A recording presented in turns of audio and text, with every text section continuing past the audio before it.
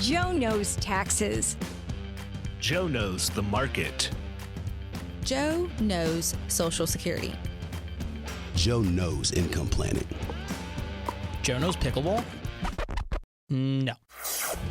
This is Joe Knows Retirement. Welcome to another episode of Joe Knows Retirement. In today's episode, we're going to talk about how financial advisors are compensated.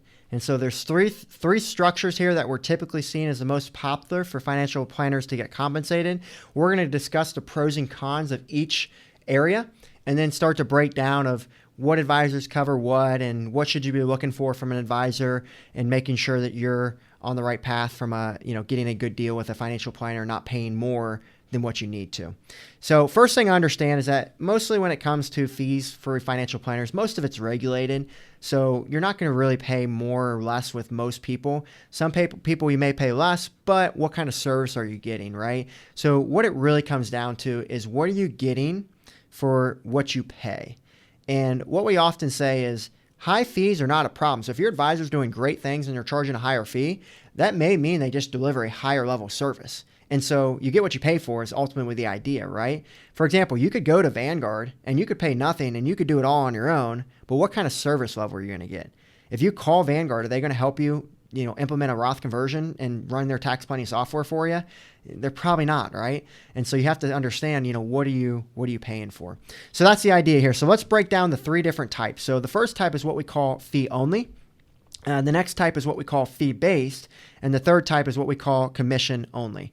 And so we're going to break down each of them and talk about the pros and cons of them. So let's start with the fee-only concept. So this is one that is used by a lot of advisors, and it's almost used in a very wrong way, in my opinion.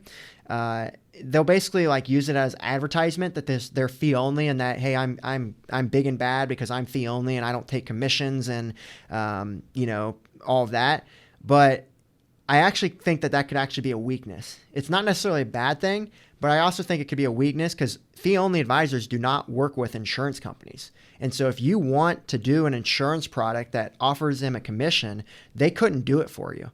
And so in my mind, that's almost being a little captive. And what captive means is you can't offer every solution out there on the marketplace. For example, let's say that you wanted an annuity that gave you a 5% guaranteed rate of return. Well, you couldn't do that with a fee-only advisor because they would be getting a commission. Now, you could do, for example, a 5% treasury. Treasuries are going for about 5% on the time of this recording. You could do that with an advisor, but what's going to come out of that investment? Well, their fee is. So, if they charge a 1% fee, well, you may only get about 4% on that return. Whereas if you did it with an annuity, maybe it's 5%, and maybe the advisor gets paid a commission, but you don't have to pay another fee to that advisor. So just some ideas there of hey, is it truly being a fee only? Is fee only truly being a true fiduciary in our mind if they can't offer every option out there? Also, if you want a life insurance policy, for example, your advisor may say, hey, you got to go down to the guy down the street who doesn't understand your situation, and now you've got to retell them everything, and you got to hope they're going to act in your best interest. Versus if you work with an advisor who can do life insurance and work with your investments, well, now you can have an all-in-one experience, and you can make sure if you trust that advisor, they're going to shop the marketplace to get you that best deal on that life insurance and just make sure you can get it all done in one place. So those would be some of the negatives that we see with the fee only. The positives would be that, hey, a fee only advisor, hey, you don't have to worry about them trying to sell you a product if you don't trust them, right? So some advisors, which we're going to get into the commission only concept, is they may not be acting in your best interest. They may just be selling you a product to get a commission. Well, with the fee only advisor, you don't necessarily have to worry about that, right? So there is good things about the fee only, but there's also some downfalls in my mind. And so that's the idea with the fee only. With the fee only, what are typical rates in the industry? So Michael Kitces did a study on this, and he basically said the average cost in the industry for a basically fee only advisor is about 1.7% of assets under management. And so what that means is that if you have, $1 million, you'll pay 1.7% on that will go to the advisor and any investment companies that are invested there. And so note how I said advisor and investment companies. The reason why I said that is because most advisors charge their management fee, and that's what they get. And then some advisors, not all, but some advisors will use mutual funds on top of that, which come at an additional cost. And if they come at an additional cost, that's just going on to the client. The client's going to have to pay more in fees. So maybe your advisor charges a 1% management fee, but maybe they use a mutual fund that has a 0.7%, what's called an internal expense to it. And you can go on to Morningstar and you can see that internal expense for any investment out there. And so your all-in cost is actually 1.7%. It's not the 1% that they're advertising. And understand that the internal expense is a hidden cost, and it does not have to be advertised to you very fully unless you want to read that whole prospectus that you'll get for the funds that you're invested in. So that's just the idea there. With the fee-only advisor there. Also understand there's some fee-only advisors that will not necessarily charge you an assets under management fee, but they'll just charge you a flat rate fee. So they may say, hey, to work with us, you've got to pay us $10,000 a year. And what we've seen on that platform is there's nothing wrong with that platform. It can actually work really well. But typically the costs come to be about the same as what an AUM fee would be. And so, if your advisor's saying they're just charging a flat cost or they're charging AUM, you're probably going to be paying about the same fee regardless. You could maybe save a few dollars either way, depending on your situation, but it all comes down to about the same. You got to remember, this is very regulated. Advisors, want to get a fair compensation. No advisor is going to go out there and do full level services for, way lower cost, is ultimately the idea there.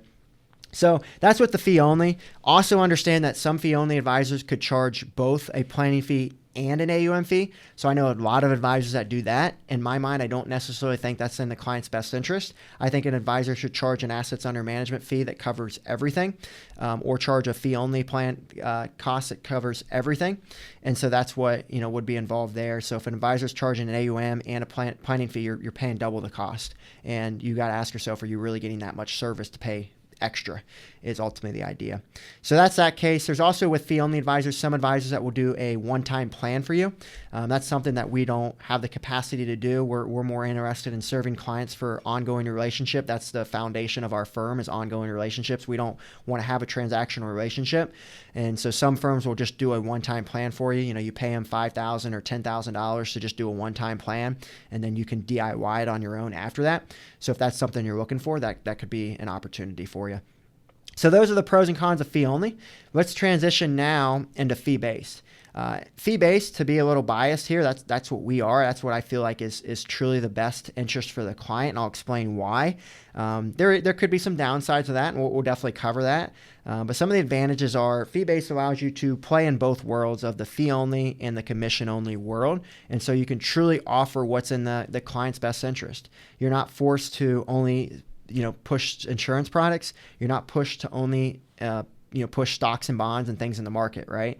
You can pick what's in the best interest for the client. So if used correctly, this is, in my opinion, the best way. If used incorrectly, it could be, it could be a bad way, just as all the other ones could be, right? And at the end of the day, I want to really emphasize all these fee structures will work if you have the right advisor, okay? And if your expectations are correct for that advisor, right? If you work with a fee only, just know they're not going to do insurance products. They're not going to have any incentive to push you to do an insurance product. So you'd have to work with another advisor to look at that avenue of things. So just understand that.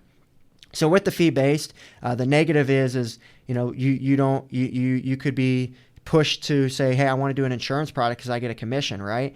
Is one objection that we'd often hear there. Or, hey, maybe I'm going to push everything to be fee only because I get a AUM fee there, right?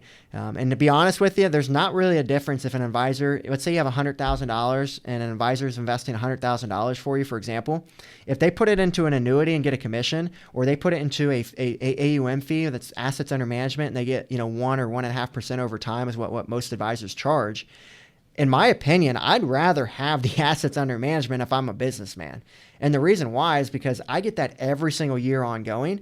The commission from the insurance companies, you can typically only get that up front, depending on how it's structured, but you may only get that up front, and then you could have them in that vehicle for 10 plus years or 5 plus years or whatever it is, and you only get paid once on it versus the AUM, you get paid every year. So when advisors in the fee-only space say that commission are really bad and that insurance agents are really bad and they're only trying to get a big commission, it is partly true. But part of it, if you're working with a fee-based advisor, it may actually help you and help them, or not help them. It may help you more than it helps them from a compensation standpoint, because now they may not double charge you on those assets if they get that commission up front. So just something to consider. Don't be too quick to bash that idea.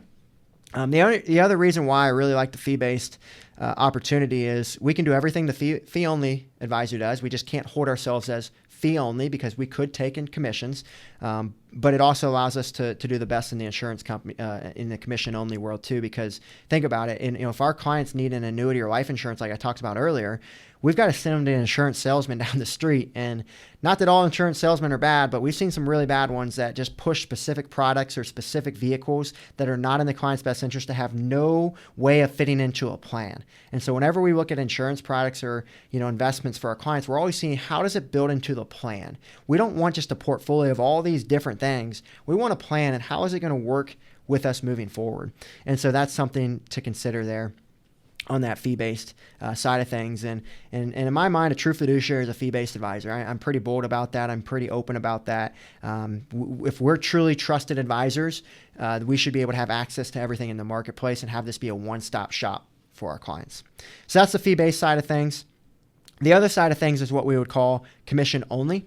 And this is the one that out of the three, I would say look out for the most. If an advisor is fee only or fee based, I'd feel much more comfortable with those two than if they're insurance only. Insurance only really has no incentive for you other than to sell an insurance product. So they're not going to look at other outside investments. It's going to be this, and they're probably not going to be doing planning for you as well because they're only getting compensated from that sale of that investment. They're not getting an ongoing planning fee from AUM or from a plan only or whatever it is. They're just getting that commission and that's it. And I don't like that idea. And that's one, going back to the fee base, that's one reason it could be a negative for a fee-based advisor if they do a commission-only product is, are they really going to serve you ongoing? Because you're not paying them, they have no incentive to serve you ongoing. So the reason I like the fee base is, hey, let's say they put some of your money in insurance, some of the money in securities. Well, they still have an incentive to serve you really well here on the security side. And so if they're truly committed to this, being that fiduciary, they're going to make sure you still get the best world on that money that was put into that commission-only product. So hopefully that helps understand the two. But if you're working with someone who's only commission-only, you may never hear from them again. They may get their commission, get you set up, and onwards they go. So just be aware of that. There are some really good, and commission-only advisors or insurance salespeople though that maybe are truly doing what's in the client's best interest and offering the best products on the marketplace, and maybe they are really good products. But just be very cautious that do they really understand your situation fully to know how that insurance company product works within your plan. So those would be the things that I would be aware of. Also understand that a lot of commission-only advisors are only insurance licensed. They're not fiduciary advisors. They're not fiduciary financial planners.